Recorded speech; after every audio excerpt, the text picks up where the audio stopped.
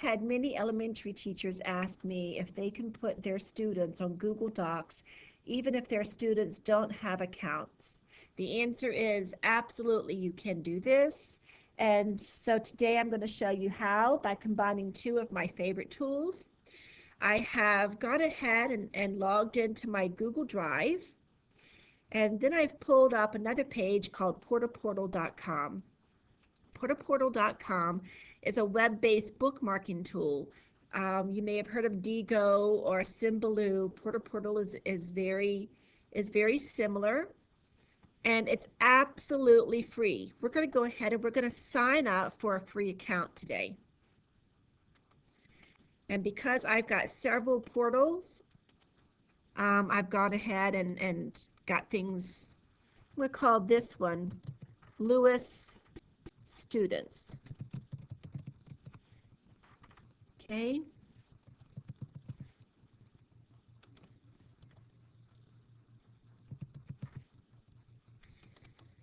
A lot of my information is already here.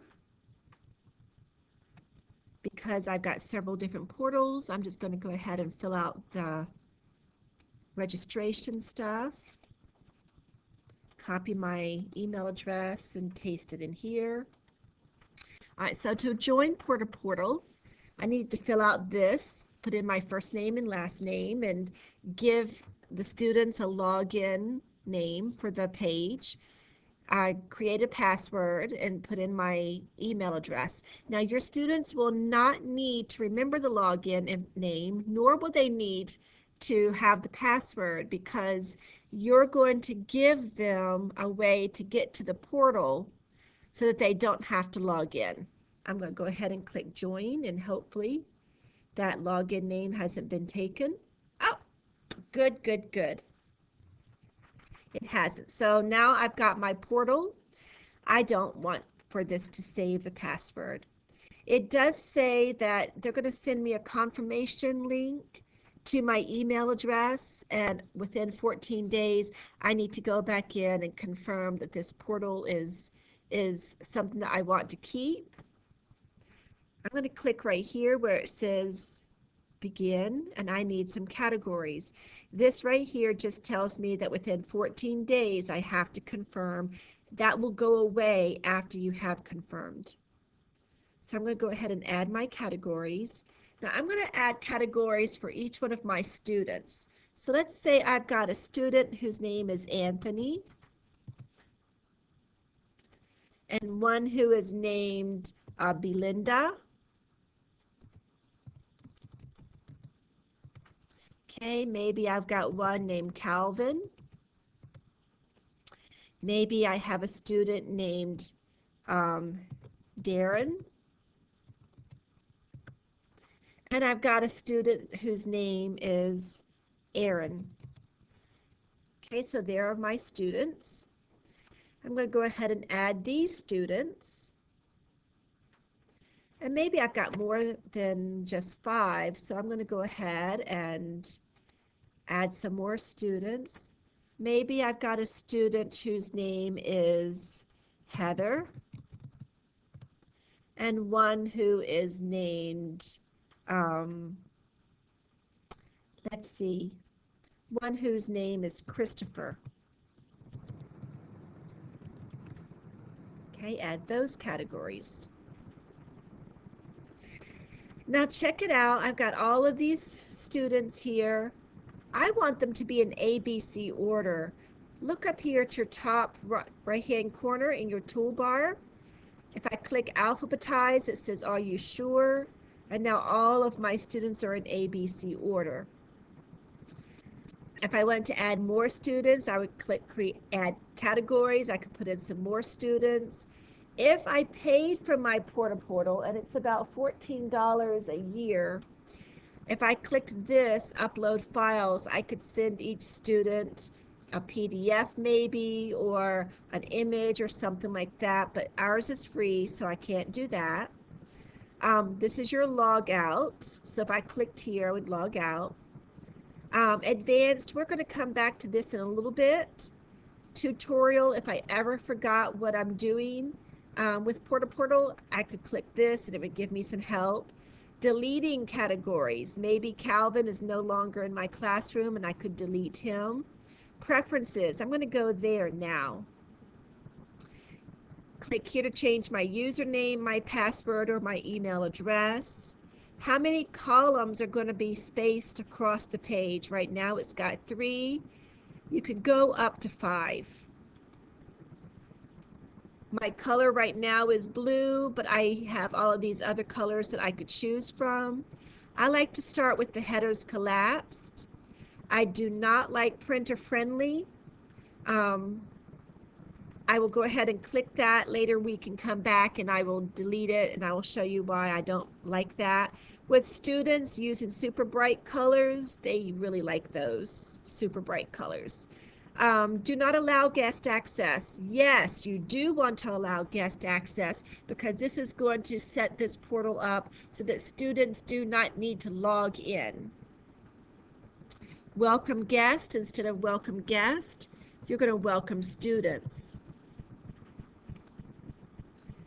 Guest window title, we're going to call it student work. Do you want your students to see how many people have been on the page? That's up to you. You can click it or don't click it. I usually unclick the show email address to students or guests. Reordering method, do you want to be able to click and drag these categories into different orders? I usually just leave that off. I do like to turn this on. Open links in a new window. That means that when the students click on their link, it's going to open up in a new tab, and then they can just X out and it will go away and bring them back to their portal. So go ahead and click change user preferences. Now you can see it's a brighter blue, and we have all of our students here. Anthony, Christopher, Heather, we have all of these kids here. And right here, beside each child's name is an arrow. If I click on that arrow, it goes from pointing to the side to pointing down. I don't have any links here yet. So if I did, you would see the link to their document. I'm going back over here to Google Drive, and I'm going to create a folder. I'm going to call it Lewis Student and click create. I'm going to call it Lewis Students because that's the same name as I have given my portal. And there we see it now. Double click Lewis Students, and I'm going to create a document. This document is going to be for Anthony. And click OK. Anthony's document up here. I need to share it with Anthony. Right now it's private. I'm the only one who can get into this. I'm going to click right here in this bottom right hand corner where it says advanced. You can see right now it's private. I'm the only one who can access it, and I'm going to change that. I do not want to make it public on the web because it says that anyone can find it and access it. No sign-in required. This I only want to be for my student. So this second one, it says it's anyone who has the link can access it. No sign-in required. But this is not searchable by Google. This one would make it searchable. This one is not searchable. That's the option I want. These options down here means that only people who have a login would be able to get to it. So this first one, anybody in Amherst County Public Schools after they logged in would be able to see this document. I don't want that. Anyone that I send the link to, if they log in, could see the document. And this one right here, specific people, if they have a login, would be able to see the document. I don't want any of this. I want it to be able to be open to anybody. If I have given them the link, they'll be able to get to this document. And what will they be able to do?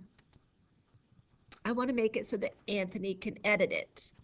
So anyone who has the link, no sign-in required, will be able to edit it. and I'm going to go ahead and click Save. Here's the link to Anthony's document. I'm going to copy that and click Done. I'm going back over here to my portal, and under Anthony's name, he's got 3 different icons right here. This first one is for me to add a link. I'm going to go ahead, right click and paste that link in here. And I'm going to call it Document. I'm going to add that link. Now if I click, you see that the document opens. It gives me the web address. That means if I wanted to print this out, I would actually see that web address. It drives me absolutely nuts because when you have more than one link down through here, it makes it for a very long document. So I'm going to go ahead and go back to Preferences. I am going to uncheck Printer Friendly, change User Preferences. Okay, and now back here where it said Advanced, I'm going to test this link.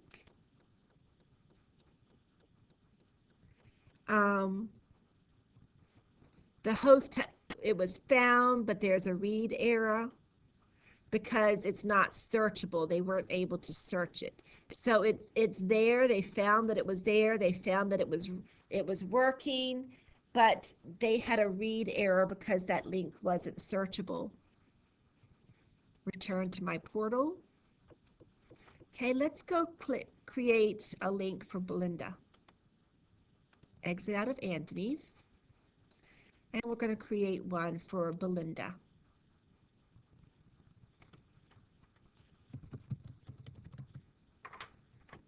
Okay, there's Belinda's page. Go over here, give her the link.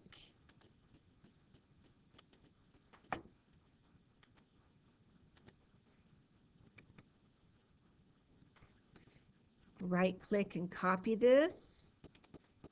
Go to my portal. Right click, paste it.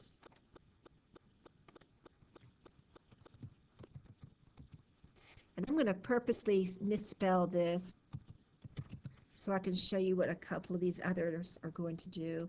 These other little icons here. Now if you see here when she comes, oh, I misspelled document. So we have this little pencil right beside the plus sign. Now I can go back in here. Document. I've spelled it correctly. I can save the changes. Okay, document. Now this icon right here, I could add a subfolder. So if I wanted to, under Belinda's name, I could have a folder for documents, and then maybe a folder for her PowerPoints, and then maybe a folder for anything else that I asked her to do. I'm going to go ahead and click cancel that.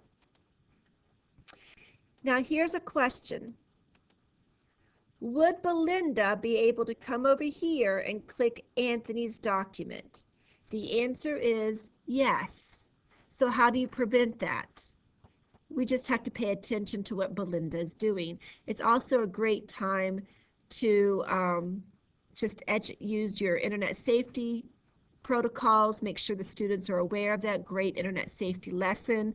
Stay off of other people's documents. For most students, that's not going to be a problem. And what you could do is, I'm going to go back here and edit this again. Hide the folder from guests. So I could make sure that all of these things, or I could hide a link from a guest. I could make sure that nobody can see each other's until I'm ready to come into the computer lab with them or bring those laptops into my classroom and I'm right there with my students. That way, if they went home they wouldn't be able to get on their Google Doc because you're going to turn that off or on if you wanted to. Now, how am I going to give my portal link to my students without making them sign on? Okay, I'm going to show you that. Go ahead and log out. Up here in your address bar, get rid of all that other stuff. guest.portaportal.com/Lewis students. Okay, and this is what the students are going to see when you bring them to this page. Now when Anthony clicks on his name, there's his document. And I'll show you, I'm going to go ahead and log out of my drive, exit out of Belinda's, go back over here to the portal. Now when I click on this document, you see I still can get into it even though I'm logged out. Up here you can tell that I'm logged out, I'm not signed in. So I could type on Anthony's document. And that's how you're going to give your students access to Google Docs without making them have an account.